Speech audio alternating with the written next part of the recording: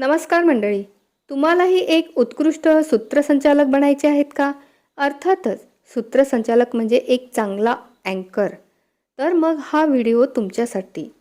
आजच्या व्हिडिओमध्ये आपण बघणार आहोत सूत्रसंचालन म्हणजे काय.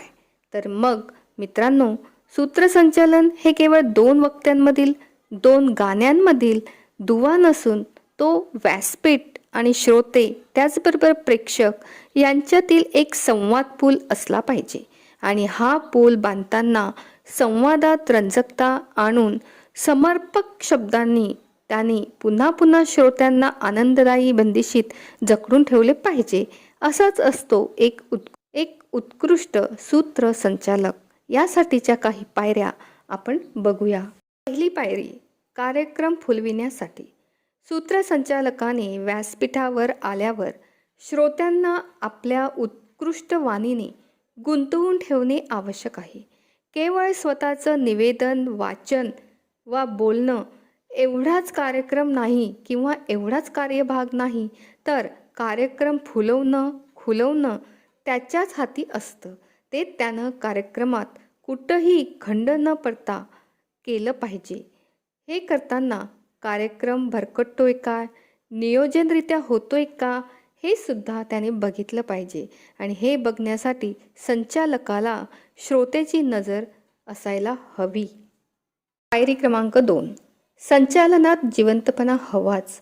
केवळ 2-4 शेर आणि कवितेच्या ओळी किंवा विनोद हा सूत्रसंचालनाचा अविभाज्य भाग ठरू नये. कारण अशा वेळी श्रोत्यांची मानसिकता समजून न घेता आपण लिहून आणलेल्या कविता, शेरोशायरी यात गुंतलेलो असतो आणि श्रोत्यांना मग याचा कंटाळा आलेला असतो.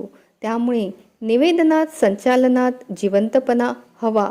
यासाठी सगळ्यात महत्त्वाचं आहे ते अवधान. सतर्क राहत संवाद साधणे आणि कार्यक्रमाला एकत्रित गुंफून ठेवणे.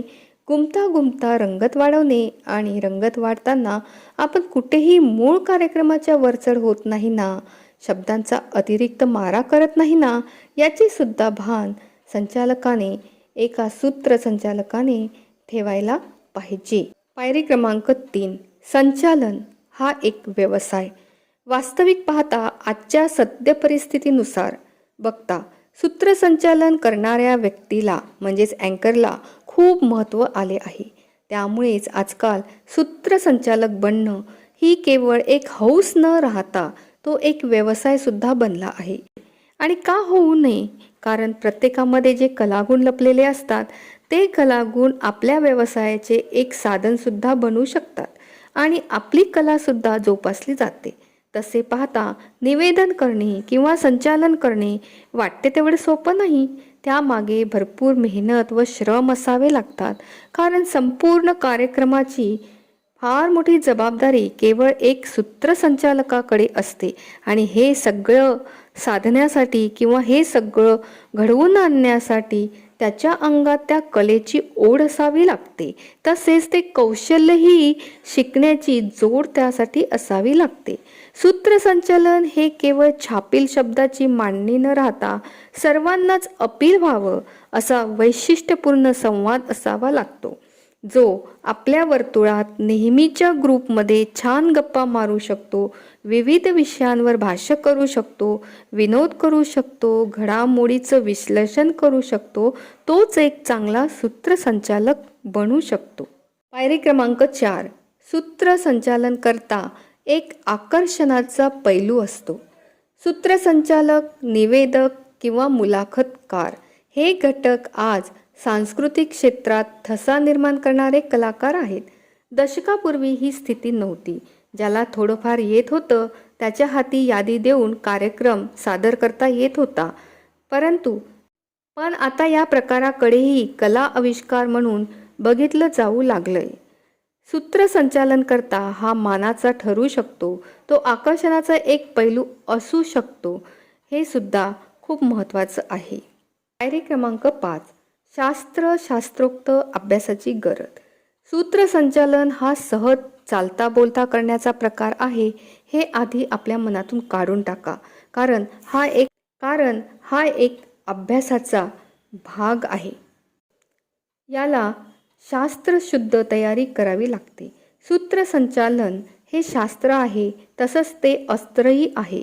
शास्त्रोक्त पद्धतीने तयारी झाली तर सूत्रसंचालन व्यवसायसुद्धा ठरू शकतो आणि तोही सुद्धा पूर्ण वेळपर्यंतचा व्यवसाय.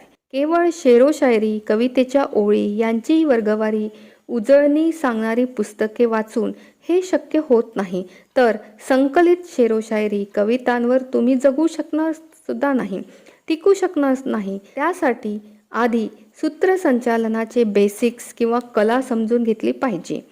आधारभूत नियम जाणून घेतले पाहिजे, पाया रचला पाहिजे. मग तुम्ही हौसेखातर संचालन करू शकता किंवा एक व्यवसाय म्हणून सुद्धा ही कला आत्मसात करू शकता. पायरी क्रमांक 5 ही एक लक्षणीय कला आहे. केवळ सूत्रसंचालन करता ही भूमिका न वठवता तुम्ही निवेदक, TV अँकर, रेडिओ निवेदक असे कलाप्रकारही हाताळू शकता. डबिंग आर्टिस्ट होऊ शकता. मात्र यासाठी अभ्यासाची बैठक मारून बसावं लागेल आणि सूत्रसंचालनाला संपूर्ण कार्यक्रमात त्या व्यासपीठावरील अन्य मान्यवर मंडळीप्रमाणेच महत्त्व असेल हे आधी मनात ठसवून घ्या. संचालन ही आता दुर्लक्षणीय बाब राहिली नाही, तर ती एक लक्षणीय कला म्हणून समोर आली याची जाणीव ठेवून आपल्या गोष्टीला आरंभ करायला हवा. पायरी क्रमांक 7 कार्यक्रमाचा दर्जा ठरवणे हे केवळ सूत्रसंचालनामुळेच शक्य असते. पूर्वी सूत्रसंचालक हा एकूणच कार्यक्रमाचा दुय्यम घटक मानला जायचा, पण आजच्या काळात हा घटक अविभाज्य आणि लक्षणीय झाला आहे. केवळ 2 गाण्यांमधला किंवा 2 भाषणांमधला बोलण्याचा हा भाग नाही. माहिती देणे एवढीच त्याची पूर्वीची कर्तव्ये होती. आता सूत्रसंचालन करणारी व्यक्ती कोण यावरही कार्यक्रमाचा दर्जा आणि संभाव्य रंगत अवलंबून असते.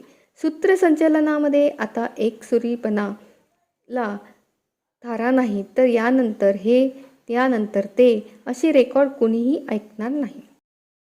पायरी क्रमांक 8 संचालनात उत्कंठा वाढविणारा सुसंवाद असावा लागतो. तुमचं संचालन हे श्रोत्यांसाठी 2 गाण्यांमधील किंवा भाषणांमधील विश्रांती नको, तर नव्या उत्साहाने त्याने प्रेरित करून पुढील उत्सुकता, उत्कंठा वाढवणारा एक सुसंवाद साधावा लागतो. इथे संवाद न म्हणता सुसंवाद म्हणायचं कारणच हे आहे की प्रेक्षक श्रोत्यांच्या केवळ कानावर तुमचं बोलणं न जाता ते कानातून मनात उतरलं पाहिजे. तुमचं बोलणं आणि पुढील कार्यक्रमाबद्दल त्याला उत्कंठा असायला पाहिजे.